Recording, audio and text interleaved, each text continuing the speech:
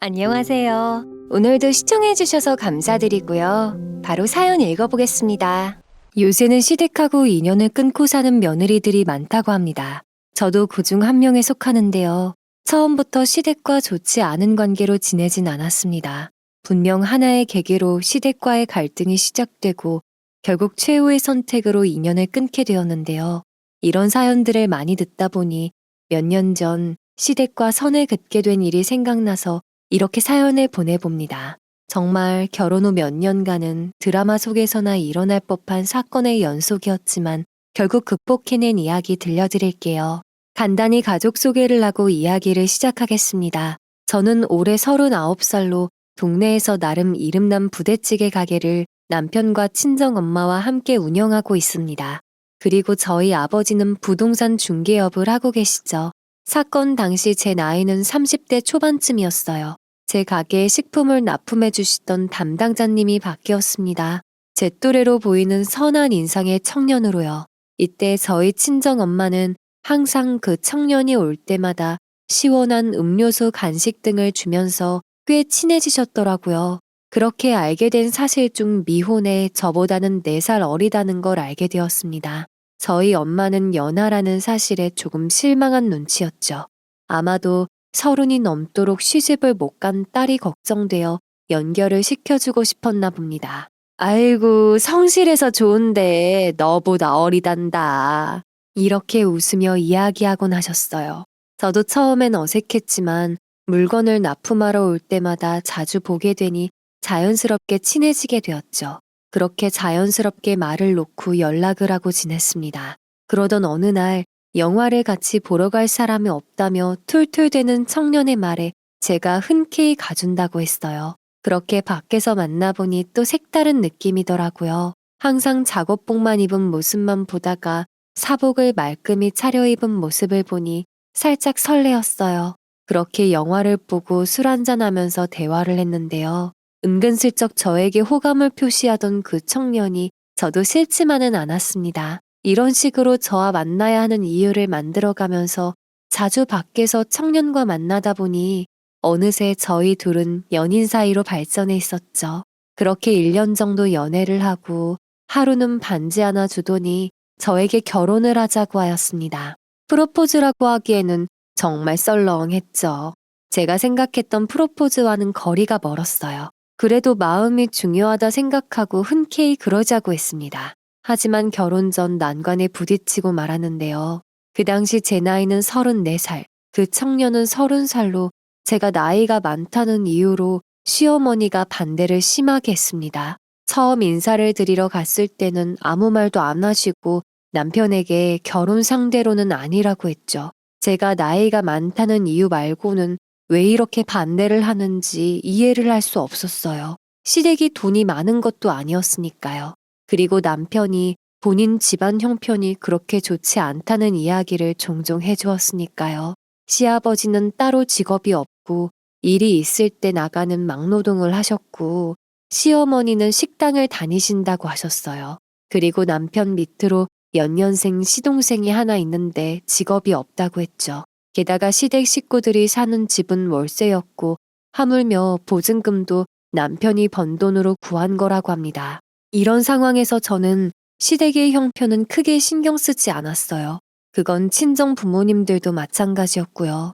남편의 인성만 올바르면 된다고 생각하셨으니까요.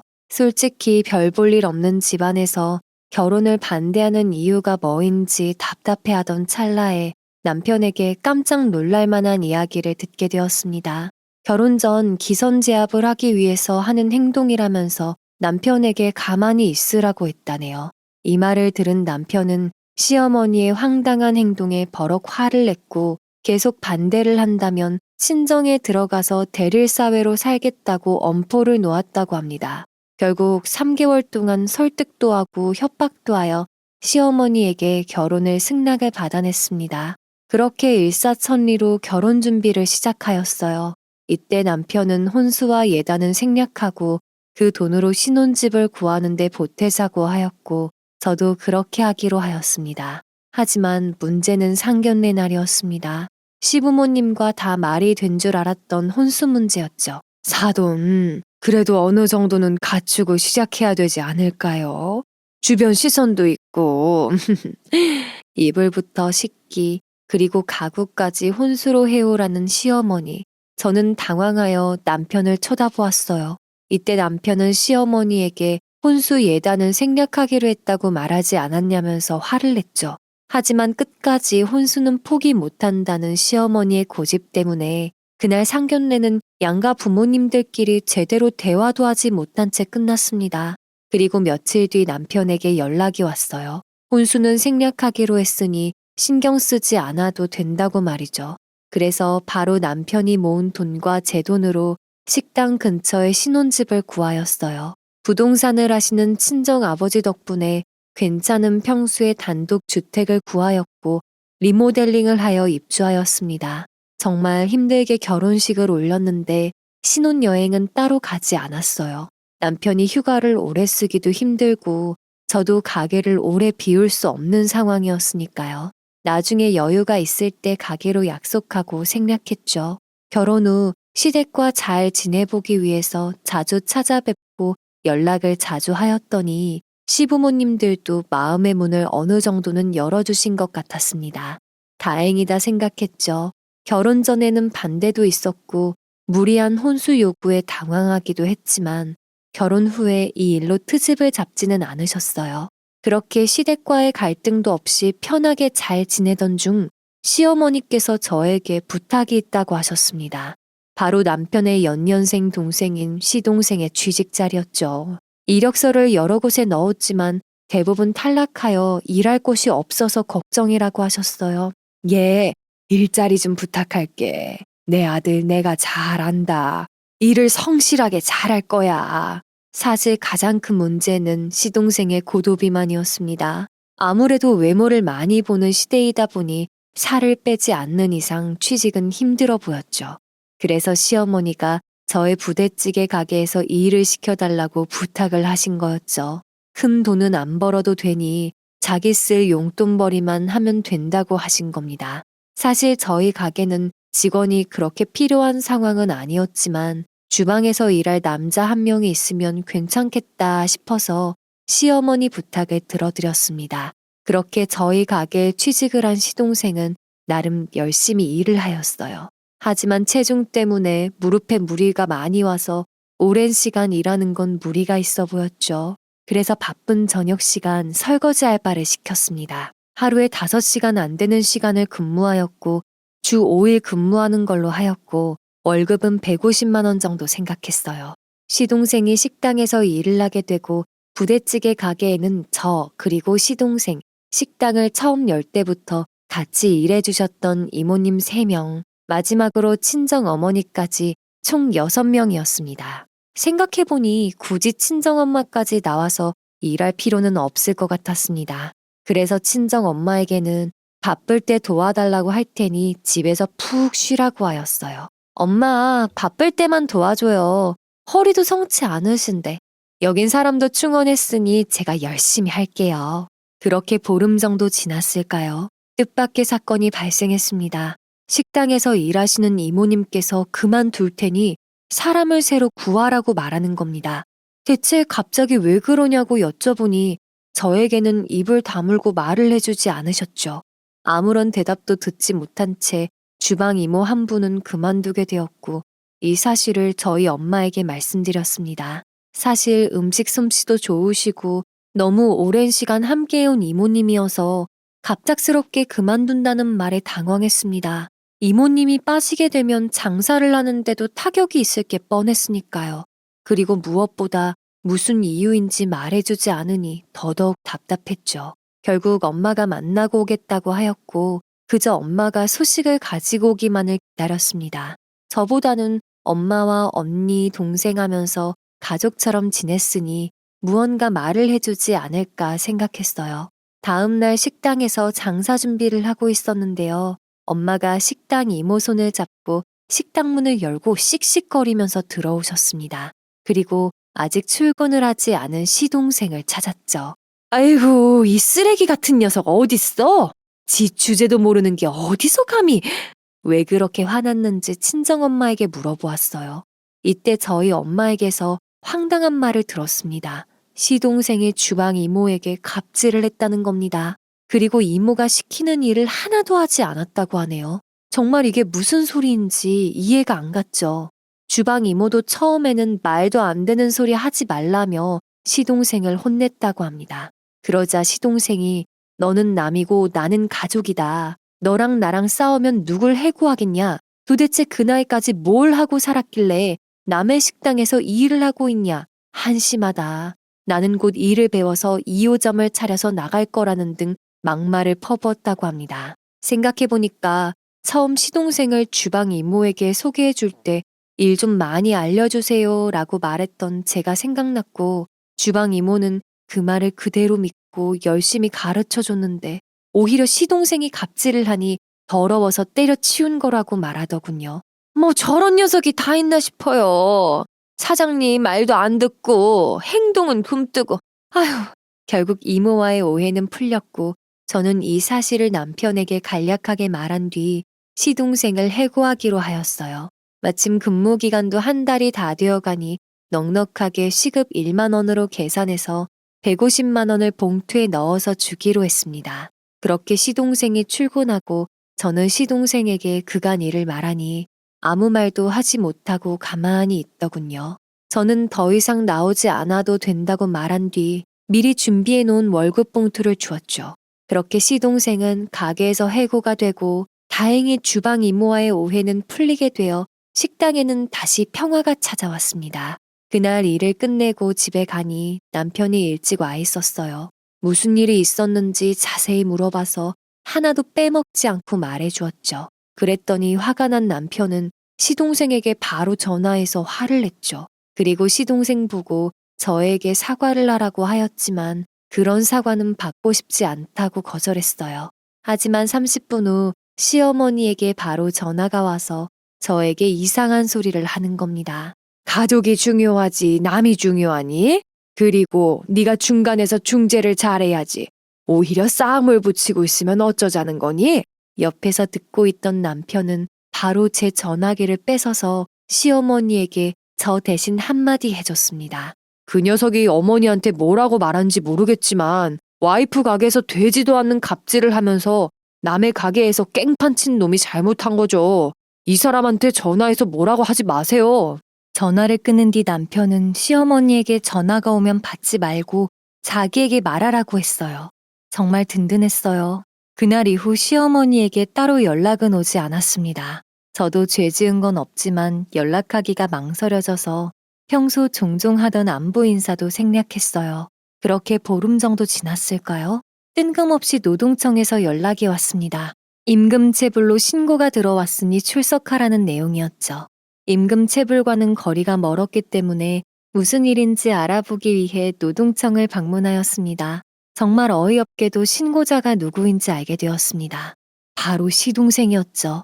한 달간 근무를 하였지만 급여는 150만 원밖에 주지 않았고 제가 무단으로 해고를 하였다는 내용이었습니다. 그곳에서 사건의 정황을 말하였지만 우선 신고 취하를 먼저 해야 한다고 노동청 담당자가 말해주었습니다. 저는 남편에게 전화하여 바로 시동생을 만나러 갔습니다. 만나러 가면서 상황을 이야기해 주었죠. 그렇게 시댁에 도착하였을 때 시동생은 소파에 누워 TV를 보고 있었습니다. 남편은 바로 시동생을 발로 걷어찼습니다. 그리고 멱살을 잡고 신고를 취하하라고 소리쳤어요. 사람 구실하라고 없는 자리 만들어서 일하게 해준 대가가 뒤통수 때리는 거야?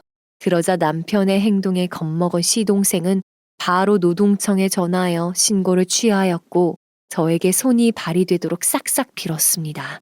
신고 이유를 물어보니 부당하게 해고당했다고 생각하여 충동적으로 한 행동이라고 하였습니다. 나이도 먹을 만큼 먹었는데 정신 못 차린 거죠. 저로서는 정말 이해가 안 가는 행동이었습니다. 그러던 중 시아버지가 집에 도착하여 분위기가 이상한 점을 느꼈는지 저에게 묻더군요. 무슨 일이 있었는지를요. 그간 상황을 말해주자 시아버지께서도 시동생에게 한참을 잔소리를 하더군요. 그리고 저에게는 정말 미안하다면서 사과를 하셨어요. 그렇게 시동생과 남편이 한판을 한 뒤 집으로 돌아왔습니다. 집에 와서도 남편은 못난 시동생 대신 저에게 계속 사과를 하였으나 남편이 잘못한 일이 아니니 사과할 필요가 없다고 말하였어요. 그 일 이후 시동생에게 여러 차례 연락이 왔지만 전화는 받지 않았습니다. 목소리를 들으면 너무 화가 치밀어 오를 것 같아서 무시하기로 했는데요. 그랬더니 한 통의 문자가 왔습니다. 띠링. 형수님 정말 죄송해요. 제가 그때는 잠깐 정신이 어떻게 되었나 봅니다. 정말 죄송합니다. 한 번만 용서해 주세요. 저는 당연히 답장을 하지 않았어요. 굳이 제가 사과를 받아줘야 할 이유도 없었으며 만약 사과를 받아준다면 시동생은 죄책감에서 빠져나오게 될 테니까요. 마음고생 좀 해보라고 몇 개월간 연락을 받지도 하지도 않았답니다. 도저히 이해할 수 없는 행동이었으니까요. 이 시기부터 본격적으로 저희 부부와 시댁의 갈등이 구체화되는데요. 그건 시부였습니다. 얼마 뒤 시아버지께서 동창분들과 함께 저희 식당에 오셨습니다. 간단하게 식사를 하러 왔다면서 매출을 올려주러 왔다고 하셨죠. 저는 시아버지 지인분들께 인사를 드린 후 자리를 피해드렸어요. 시부는 저희 가게에서 제일 비싼 부대찌개와 소주와 맥주를 여러 병 마신 뒤에 그만 돌아가신다고 하셨습니다. 이때까지만 해도 감사했어요. 그런데 계산하려는 친구에게 본인이 계산을 할 테니 먼저 나가라고 하더라고요. 하지만 시아버지께서는 지갑을 놓고 와서 다음에 주겠다고 말한 뒤 식당을 나갔습니다. 설마 했습니다. 네, 그냥 드릴 수도 있었지만 뭔가 꺼림칙했거든요. 음식값을 못 받을 수도 있는 상황은 없을 거라 생각하여 크게 신경 쓰지 않았습니다. 하지만 일주일이 지나도 시아버지는 음식 값을 주지 않으셨습니다. 그런 상황에서 며칠 뒤 시아버지 지인이라는 분들이 오셔서 식사를 하고 계산은 시아버지가 차후에 한다 하며 그냥 가시는 겁니다. 시아버지에게 사실을 확인해 보니 본인이 돈을 준다고 하더라고요. 그래서 그 지인분들이 먹은 음식은 외상으로 체크하였어요. 하지만 그 후로도 시아버지 지인분들이 몇 차례 오셔서 외상으로 식사를 하시고 밥값은 결제하지 않으셨습니다. 그럴 때마다 시아버지께서 한 번에 입금을 해주시겠다고 하시는데 솔직히 이때부터 짜증이 밀려왔어요. 몇 번은 참았지만 이게 여러 차례 반복되고 금액이 누적되다 보니 너무나 큰 돈이 외상으로 쌓이게 되었죠. 참다 못한 저는 결국 직접 시아버지에게 전화를 하여 외상값을 달라고 하였습니다. 그때마다 이 핑계 저 핑계를 대면서 입금을 해준다고만 하고 계속 미루는 상황의 연속이었으니까요. 저도 더 이상 가만히 있을 수만은 없었어요. 그래서 식당에 있는 직원들에게 제가 쉬는 날 시아버지가 오면 연락을 달라고 하고 지인분들에게도 절대 외상으로 음식을 주지 말라고 하였습니다. 이모님, 절대 외상으로 주지 마세요. 아셨죠? 꼭 저를 부르세요.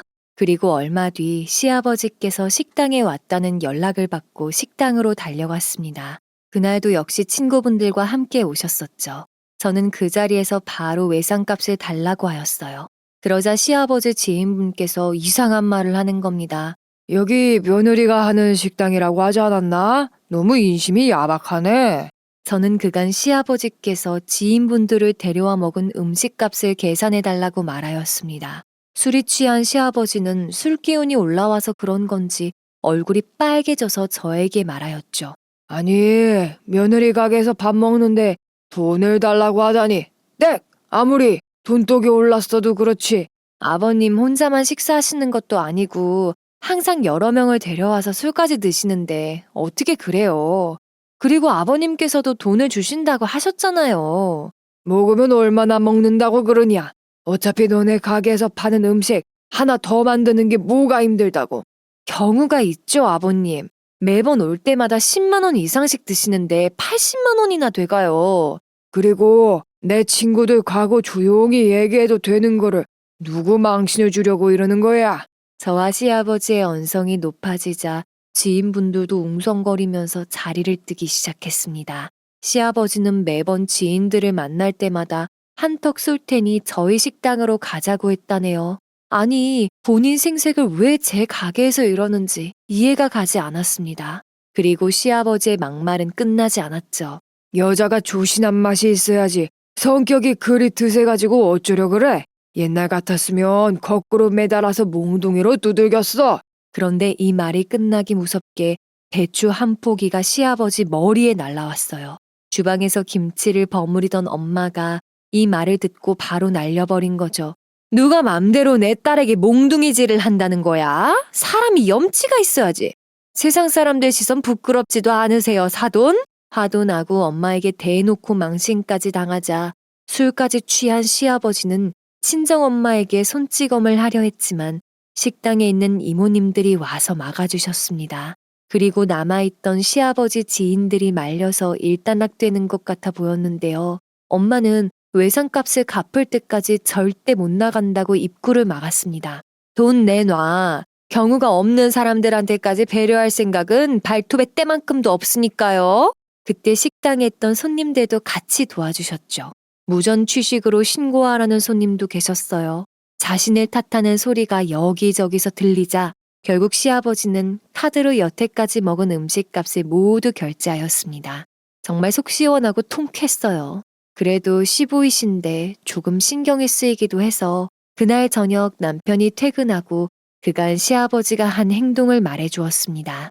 남편은 본인의 얼굴을 감싸며 저를 쳐다보지도 못한 채 정말 할 말이 없다며 대신 미안하다고 사과를 하였죠. 본인 아버지지만 정말 왜 그러는지 모르겠다며 창피하다면서 말이죠. 그리고 다시는 시아버지가 저희 식당 근처에 얼씬도 하지 않도록 당부해 놓을 테니 걱정하지 말라면서 저를 다독여줬어요. 그 다음 바로 시어머니에게 전화해서 남편이 엄포를 놓았습니다. 한 번 더 식당에 와서 민폐를 끼치면 매달 드리는 생활비도 끊어버리겠다고 말하였어요. 시댁의 형편이 좋지 않아서 남편의 월급 중 100만 원을 시댁에 계속 드리고 있었거든요. 결혼하기 전부터 드렸던 돈이고 저 또한 돈을 벌었던지라 경제적인 부분에서 지장은 없었으니까요. 그렇게 남편 덕분에 시댁하고 트러블 없이 몇 달은 조용히 지내게 된 것 같아요. 그러던 중 친정에서 좋은 소식이 들려왔습니다. 기존 사는 아파트는 세를 놓고 부모님께서 전원주택으로 이사를 간다고 하였어요. 이번에도 역시 부동산을 하시는 아버지의 역할이 컸는데 빈 땅을 사서 거기에 집을 새로 지었습니다. 그리고 아파트는 리모델링을 하여 전세나 월세를 놓는다고 하셨죠. 그런데 이 소식을 어떻게 하셨는지 시어머니가 뜬금없이 전화를 하신 겁니다.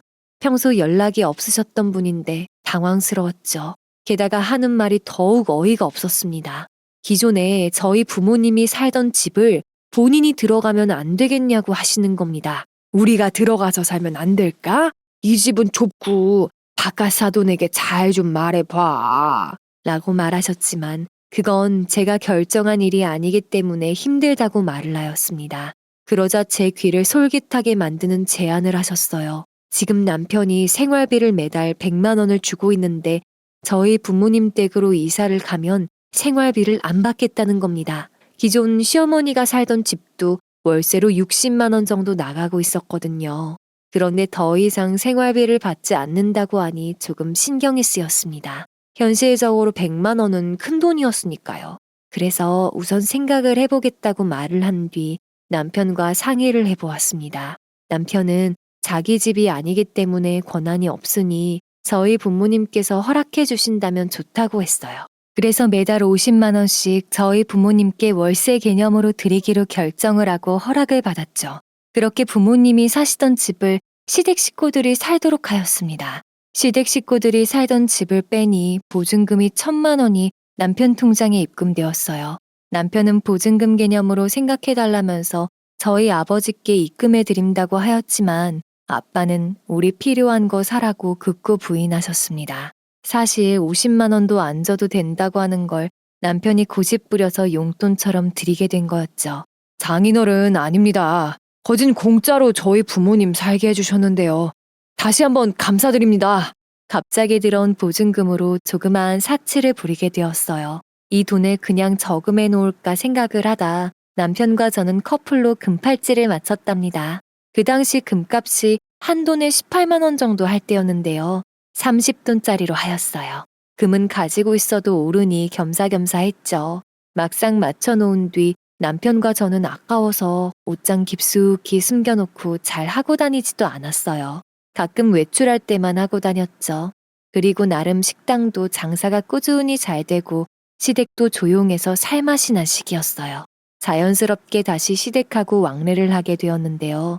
어떻게 보면 저희 부모님 댁에 새들어 사는 거나 마찬가지였으니 집 상태도 볼 겸 남편이 갈 때 종종 찾아뵙습니다. 시어머니는 이사를 와서 세상을 다 가진 기분이라고 하셨죠. 평생 30평대 아파트에 사는 게 소원이셨다고 하니까요. 그 꿈이 악몽의 시발점이었습니다. 그래서인지 본인 집이라고 착각을 하고 계시는 것 같았거든요.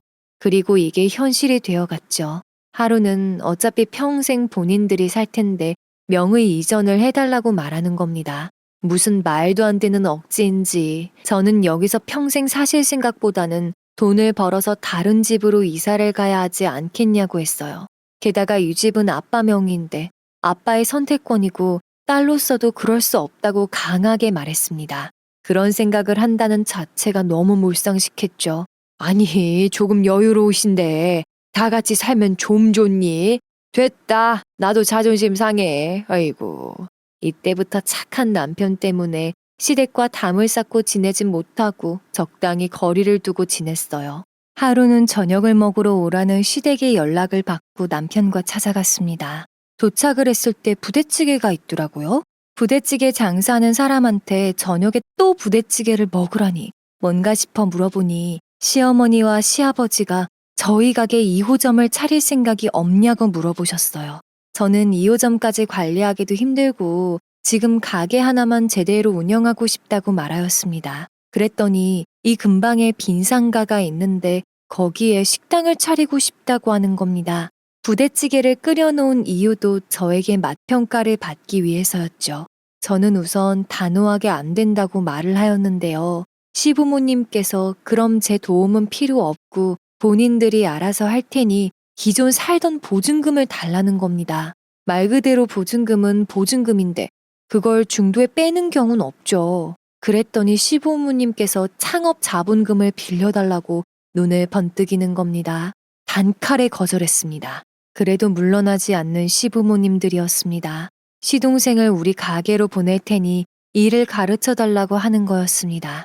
하지만 시동생하고는 기존에 안 좋은 일도 있어서 불편하다고 말하였죠. 그랬더니 시부모님들이 절대 그런 일은 없을 거니 어떤 식으로 돌아가는지만 알려달라고 하셨어요. 누가 훔쳐간대니? 우리 힘으로 열심히 살 테니 조금만 도와주면 되는 것을. 아이고 참 독하네 독해. 레시피를 따로 알려달라고 하는 것은 아니었고 식당 돌아가는 사정만 배우고 싶다는 거였습니다. 제 입장에서는 어떻게든 해보려고 하는 모습에 방해되지 않는 선에서 가르쳐준다고 했습니다. 대신 일하기 전 계약서와 각서를 쓰기로 했어요. 가족끼리 그렇게 할 필요 있냐고 말하는 시부모님이었지만 시동생이 한 행동이 있으니 결국엔 계약서와 각서를 작성하였습니다. 내용은 간단했어요. 일하는 동안 최저임금으로 계산하여 시급으로 계산하여 준다는 내용과 갑질 절대 금지, 그리고 식당 이모님들께 정중히 사과하고 다시 처음부터 일을 배우는 조건이었죠. 조보에게 오랫동안 일해온 이모님들 수준의 급여를 지급할 수는 없었으니까요. 사기 문제도 있고요. 시동생의 사과에 착하신 주방 이모님들은 용서를 해주셨고 시동생도 생각했던 것보다 성실하게 일을 배워나갔어요. 그렇게 3개월 정도를 일을 했는데요. 시동생은 차가 없어서 저녁 늦은 시간에는 저희 집에서 재우고 저는 오전에 재료를 구입하러 시장에 가야 해서 먼저 출근을 하고 출근 시간에 맞춰서 시동생이 식당에 나왔어요. 정말 열심히 일하는 모습이 그때까지만 해도 보기 좋았습니다. 그렇게 저희 가게에서 3개월 동안 일을 배우고 시동생은 시부모님들과 함께 가게를 차렸어요. 저희와 같은 부대찌개 가게였지만 2호점은 아니고 따로 본인들이 상호를 정해서 오픈했죠. 처음에는 저희 2호점으로 오픈하고 싶다고 하는 걸 극구 말렸어요. 혹시나 하는 마음이 들었으니까요. 만약 2호점의 이미지가 안 좋아진다면 본점의 이미지에도 타격을 주기 때문이죠.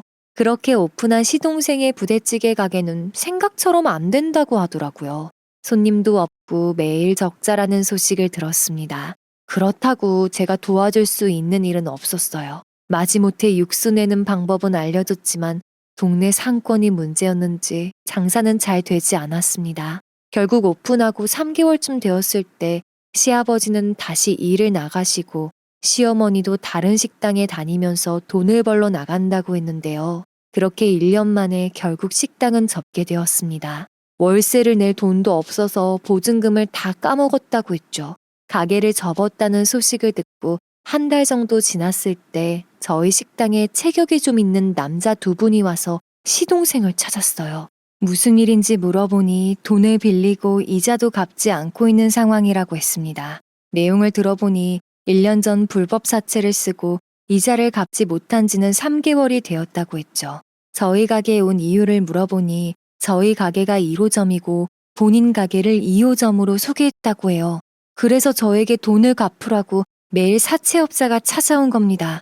대출한 금액을 알아보니 원금은 3천만 원 정도였고 이자만 1,000만 원이 넘었죠. 하지만 제가 왜 돈을 갚아야 하는지 물어보니 사채업자들이 저에게 연대보증서를 들이미는 겁니다. 거기에는 제 남편 이름으로 서명이 되어 있었습니다. 이게 도대체 무슨 일인지 당황스러웠죠. 우선 저는 그런 사실이 없다고 부인하였고 그날 바로 시동생을 찾아갔습니다. 어떻게 된 건지 물어보니 처음 가게를 오픈할 때 돈을 빌렸다고 합니다. 그리고 8개월 차 때부터 원금을 갚기도 힘들고 이자도 내지 못하자 본인을 붙잡고 놓아주지 않았다고 합니다. 그리고 가족 명의로 연대보증서를 직접 쓰도록 강요하였다고 해요. 욕설이나 폭력은 없었지만 몇 시간 동안 놓아두지 않자 결국 작성을 한 뒤에 풀려나게 되었다고 말하였어요. 저는 이 사실을 바로 남편에게 말하였고 법적으로 어느 정도 잘 알고 계시는 친정 아버지에게도 도움을 청하였습니다. 그렇게 저와 남편 그리고 친정 아버지는 직접 사채업자를 만나서 말을 하였죠. 우선 저희 남편이 보증을 서준 적도 없고 저희 가게로 찾아오는 건 불법 추심이라고 말하였어요. 그러니 더 이상 저를 괴롭히지 말라고 엄포를 놓았습니다. 사문서 위조이니 죽이던 살리던 알아서 해결하라고 했어요. 맘대로 하세요. 이쪽 전문가이시니 이게 불법인 걸 아실 거고요. 저흰 단 한 푼도 못 내줍니다. 그리곤 한 번 더 찾아온다면 경찰서에 신고하겠다고 하니 그 후로는 저희 가게로 오지 않았습니다. 하지만 사채업자는 시댁의 집으로 매일같이 쫓아갔다고 해요. 그러자 시어머니는 남편에게 돈을 빌려달라고 매일같이 전화를 하더군요. 남편도 큰 돈은 없었고 저도 그 돈을 갚아줄 생각이 전혀 없었어요. 밑 빠진 독에 물 부어봤자 같이 죽을 게 뻔했으니까요. 그러자 시동생은 제 식당에서 빚을 갚기 위해 일을 시작하였어요. 시동생도 맘고생을 많이 했는지 1년 사이 살이 꽤 많이 빠졌습니다. 그렇다고 해서 불쌍한 마음은 들지 않았어요. 왜 욕심을 부려서 빚까지 지게 되고 주변 사람들을 왜 힘들게 하는지 이해가 되질 않았습니다. 그리고 이맘때쯤부터 독하게 마음먹었던 시기였어요. 까딱하단 우리 부부, 친정 부모님까지 덤탱했을 게 뻔한 족속들이었으니까요.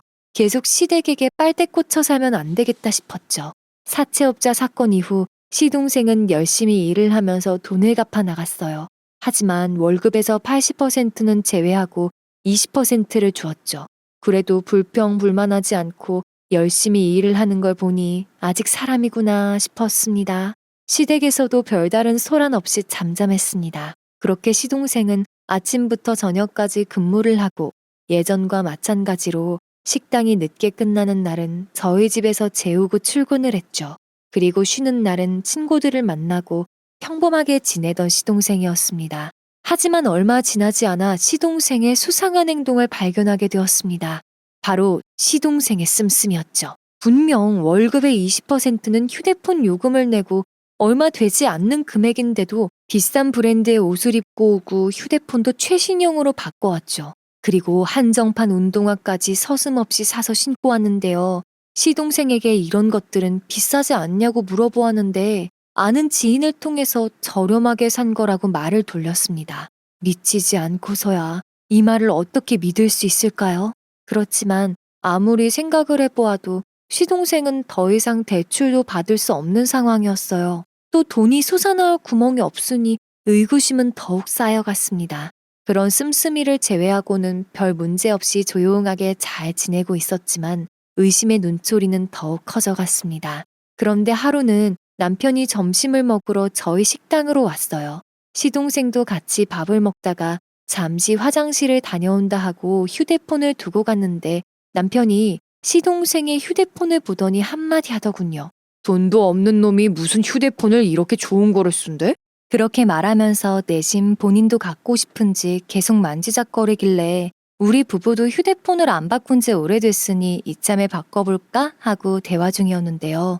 갑자기 시동생 휴대폰을 보던 중 카톡이 하나 온 겁니다. 사장님, 저번에 보내주신 영상 후속은 언제 나오나요? 사장님? 시동생에게 사장님이라고 말하는 사람이 궁금하여 내용을 확인해 보았습니다. 대화 내용 위에는 주고받은 링크와 돈을 주고받은 내역을 확인할 수 있었습니다. 우선 링크를 클릭해보니 그렇게 저희는 지옥을 보았습니다. 여태까지 쌓여왔던 의구심이 실제로 드러난 순간이었죠. 저희 안방과 욕실 영상이 떡하니 나온 겁니다. 그리고 우리 부부의 개인적인 사생활까지. 얼굴은 가려졌지만 확실히 저희 집이었죠. 제가 사는 집인데 왜 모르겠나요? 남편이 휴대폰을 들고 부들부들 떨고 있던 사이 시동생이 돌아왔습니다. 그리고 휴대폰을 보고 있는 남편을 보고 깜짝 놀라서 뺏으려 했죠. 하지만 남편은 뺏기지 않고 이 영상은 어떻게 된 건지 말하라고 했어요. 오히려 시동생은 적반하장으로 화를 내며 남의 폰을 왜 가져갔냐고 화를 냈어요. 저는 정말 이 행동은 참을 수가 없었어요. 바로 경찰서에 전화해서 시동생을 신고하였고 그렇게 형사분들이 오셔서 시동생을 데려갔습니다. 남편은 말없이 허공만 바라보고 있었고 저는 정말 몸이 부들부들 떨렸습니다. 어떻게 이런 행동을 할 수 있는지 사람이 아니었습니다. 같이 식사를 하던 식당 이모님이 저희 엄마에게 전화를 하였는지 식당의 친정아버지와 다급히 오셨습니다. 얼굴이 벌겋게 달아오른 친정 부모님께 영상을 보여드렸습니다. 그 영상을 보고 저희 어머니는 목덜미를 잡고 쓰러지셨죠. 아빠는 시부모님에게 전화를 해서 당장 이리로 뛰어오라고 마구 소리치셨죠. 그렇게 오신 시부모님은 무슨 일이냐고 왜 이렇게 화가 나셨냐고 물으셨는데 영상을 보자마자 말문이 막히시는 겁니다. 그런데 이때부터 세상 어이없는 발언이 그들에게서 쏟아져 나왔습니다. 네, 그들이죠. 별일 아닌 듯 말하는데 그 궤변이 더욱 괘씸했습니다. 내 아들도 나오지 않았냐. 우리 큰아들도 가만히 있는데 왜 그렇게 유난이냐고 하는 겁니다. 이미 이들은 시동생에게서 전화를 받았는지 입을 맞추고 온 듯 보였습니다. 어린애가 호기심에 그런 거 가지고 무슨 경찰에 신고까지 해. 빨리 가서 데려와라. 뭐라고요? 이건 사람이 할 짓이 아니죠. 남편이 말이 없는 건 너무 당황해서 말이 안 나오는 거고요. 그렇다고 해도 네 하나밖에 없는 남편 동생 콩밥을 먹이겠다는 거야? 네가 그렇게 돈 가지고 치졸하게 구니까 애가 엇나간 거 아니냐. 이래서 집에는 여자가 잘 들어와야 된다고 했는데 네가 들어오고 우리 집이 완전 콩가루가 됐어. 돈 또 고르냐 너이구. 사과를 해도 모자를 파네 되려 화를 내는 시어머니를 보고 저희 친정엄마는 더 이상 못 참겠다며 시어머니 머리채를 붙잡았습니다. 뭐? 돈 또 고르냐? 그래, 아이고, 이거 입이 걸레네. 너 오늘 나한테 죽어봐.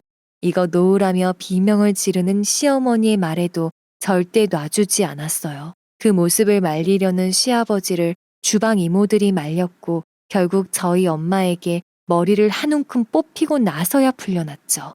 남편도 그런 시부모님들에게 오만정이 다 떨어졌는지 더 이상 얼굴을 보고 살지 말자고 소리를 질렀어요. 처음에는 시부모님들이 제 탓을 하다 보면 남편이 자기들 편을 들어주겠지 싶었나 봅니다. 그랬던 남편이 절교를 선언하니 시모는 눈물 콧물 범벅이 되면서 엄마한테 어떻게 그럴 수 있냐고 남편을 흔들어댔죠. 저는 그런 시어머니와 시아버지를 내쫓았어요. 그리고 다시는 찾아오지 말라고 하였습니다. 그리고 식당은 일주일 정도 휴업을 하였어요. 식당 이모들에게는 휴가를 주고 시동생이 헤집어 놓은 저희 집을 정리했죠. 카메라는 총 3대였어요. 장롱 위에 1개, 벽시계 뒤에 1개, 그리고 욕조 화장실 장 위에 1개. 정리를 하다가 뭔가 기분이 싸한 겁니다. 혹시나 해서 장롱 깊숙이 숨겨놓은 저희 부부 금팔찌를 찾아보았더니 안 보였습니다. 사실 범인은 정해져 있었죠. 그리고 쉽게 잡을 수 있었어요. 시동생에게 장롱에서 네 지문이 나왔다고 떠보았더니 돈이 없어서 몰래 가져다 팔았다고 합니다. 그리고 저희 영상들도 돈을 주고 사이트에 팔았던 거였죠. 선을 넘어도 너무나 넘은 시동생을 용서할 수가 없었습니다. 남편은 제 뜻에 따르겠다 하였고 저는 합의를 하지 않는 방향으로 시동생을 고소하였습니다. 이 사실을 들은 시어머니는 저를 쫓아와 처음에는 화를 내고 나중에는 한 번만 용서해달라며 싹싹 빌었죠. 하지만 절대 용서해주지 않았어요. 그랬더니 저보고 독하다고 하는 거 있죠? 남편도 시댁과의 인연을 끊고 산다고 하니 더 이상 사정을 봐줄 필요는 없다고 생각했어요. 아버지에게 가서 시댁이 살고 있는 집을 팔아버리자고 했죠. 따로 계약서를 쓰고 사는 게 아니고 명의는 친정아버지 명의였기 때문에 간단했습니다. 시부모님들이 일하러 나갔을 때 사람을 써서 집안의 물건을 모두 아파트 공터에 내놓고 도어락을 아예 바꿔버렸으니까요. 시댁 살림이 별로 없어서인지 5시간도 안 걸렸습니다. 한순간 거리에 내몰린 시댁 식구들은 저에게는 통하지 않으니 남편에게 와서 사정을 했습니다. 그래도 너를 낳아준 부모님인데 어떻게 그럴 수 있냐고 말이죠. 남편은 시댁에 1,000만 원 보증금을 내주었어요. 반지하 집이라도 구해서 살라고 마지막으로 주는 돈이라고 했답니다. 그랬더니 시부모님들은 남편에게도 쌍욕을 했다고 해요. 어떻게 부모한테 그럴 수 있냐고, 더 이상 자식도 아니라면서 온갖 저주를 퍼부었다고 합니다. 남편은 이 일을 계기로 시댁에 대한 정을 완전히 끊어내버릴 수 있게 되었어요. 그날 이후에도 시어머니는 시동생을 선처해달라면서 가게에 들어 누웠어요. 저는 영업 방해로 지구대에 신고하고 몇 차례 반복하니 이제는 저희 아버지 부동산 사무실에 가서 시부모님들이 빌었다고 해요. 하지만 저희 아버지는 저보다 더 성격이 완고하시기 때문에 얄짤 없었죠. 시아버지는 이 일로 술에 쩔어서 산다는 소식이 들렸고 시어머니는 동네에서 소문이 쫙 나서 결국 다른 지역으로 이사를 갔다고 합니다. 얼굴 들고 살기가 힘들었을 겁니다. 본인 자식이 대형 사고를 치고 다녔으니까요. 그날 이후 시댁과 인연을 완전히 끊은 저는 괜찮았지만 남편이 걱정되어 물어보았는데요. 그래도 낳아주신 부모님인데 괜찮아? 어릴 적부터 부모님은 동생하고 나를 차별하긴 했어. 그래도 내가 장남이라서 그런가 했지. 그런데 내 생각이 틀렸나 봐. 낳아줬다고 다 부모는 아닌 것 같아. 처음부터 내가 단호하게 행동했다면 당신도 힘든 일도 없었을 텐데. 남편이 아무런 표정 없이 말하였습니다. 다만 한동안은 소주 한두 병을 저하고 먹곤 하였죠. 시어머니와 시아버지가 시동생 일 때문에 남편에게 정말 심한 말을 많이 했어요. 사연에 차마 담을 수 없는 심한 욕설이었어요. 그 정도로 적을 수 없는 말이었는데요. 내 남편이 친자식이 맞나 싶을 정도의 수준이었죠. 그래서 남편이 더욱 단호해졌는지도 모릅니다. 많은 사건 이후 저는 물론 남편이 시댁과의 인연을 끊고 산 지도 3년이 되어가네요. 시댁에 대한 말은 되도록 하지 않고 지내고 있습니다. 정말 전쟁이라도 치른 것처럼 1년간은 조심스러웠어요. 하지만 그 다음에 좋은 일이 있었는데요. 바로 저의 임신 소식입니다. 그 누구보다 행복해하던 남편, 그리고 지금은 공주님이 태어나고 완전 딸바보가 되어버렸습니다. 남편은 본인의 부모님들 같은 실수를 하지 않겠다며 열심히 육아 도서를 챙겨보고 있어요. 누구보다 더 많은 사랑으로 키울 거고 아이에게 부끄러운 아빠가 되지 않을 거라고 다짐하죠. 많은 일이 있었고 삭막했던 저희는 다행히 임신과 탄생으로 새로운 인생을 설계하고 있습니다. 미소가 늘어나고 아이로 인해 웃음꽃이 활짝 피었답니다. 그리고 지금은 둘째를 임신했습니다. 노산이라 둘째는 힘들 줄 알았지만 저도 있는 힘껏 힘내보려고요. 제가 육아에 바빠서 남편은 다니던 회사를 그만두고 제 부대찌개 가게를 대신 운영하고 있습니다. 장사가 잘 돼 근처에 조금 더 큰 상가로 확장 오픈을 하였죠. 남편이 식당 일이 이렇게 적성에 잘 맞을 거라고 생각도 못했는데요. 남편이 식당을 맡은 후로 장사가 더 잘 되고 신메뉴까지 개발하는 열정으로 이 동네에서 나름 유명한 가게가 되었습니다. 앞으로도 계속 좋은 일만 생길 것 같은 기분이 들고 그렇게 되도록 더욱 노력해야겠죠. 그러니 여러분들도 저희 가족 그리고 새로 태어날 아이가 건강하게 태어날 수 있도록 응원해 주셔요. 그리고 시댁과의 갈등을 혼자서 풀어나가려 애쓰지 마시고 주변에 도움을 청하는 것이 최고라고 생각합니다. 우선 남편의 의견이 제일 중요하고 되도록 좋게 지내는 게 좋지만 말도 안 되는 상황을 굳이 참아줄 필요는 없으니까요. 세상은 이상한 사람들이 넘쳐나니까요. 지금까지 긴 사연 들어주셔서 감사합니다. 여러분의 가정에는 평안만이 깃들길 바라면서 이만 마치겠습니다. 더 많은 이야기, 기막힌 사연을 듣길 원하신다면 구독과 좋아요, 알림 설정 부탁드립니다.